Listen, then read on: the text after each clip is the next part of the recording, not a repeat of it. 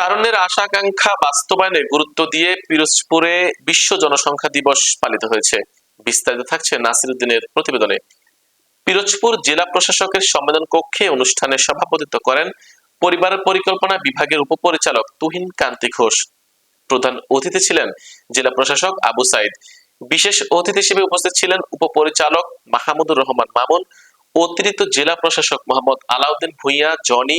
বক্তারা বলেন, টেকসই উন্নয়ন, মাতৃ ও শিশু স্বাস্থ্য সুরক্ষা, পরিকল্পিত পরিবার গঠন এবং তরুণদের সম্ভাবনা বিকাশে পরিবার পরিকল্পনা কার্যক্রম গুরুত্বপূর্ণ ভূমিকা রাখছে। জনসংখ্যাকে জনসম্পদে রূপান্তরের মাধ্যমে সমৃদ্ধ বাংলাদেশ গড়তে সবাইকে দায়িত্বশীল ভূমিকা পালনের আহ্বান জানানো হয়।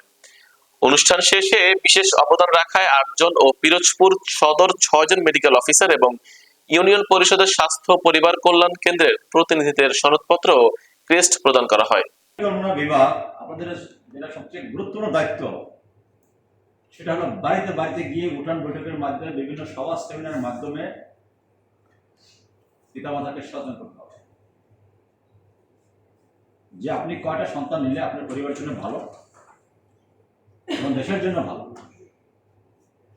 একাধিক সন্তান নিলে তার কি নেতিবাচক প্রভাব পরিবার, সমাজ বা রাষ্ট্রে পড়ে।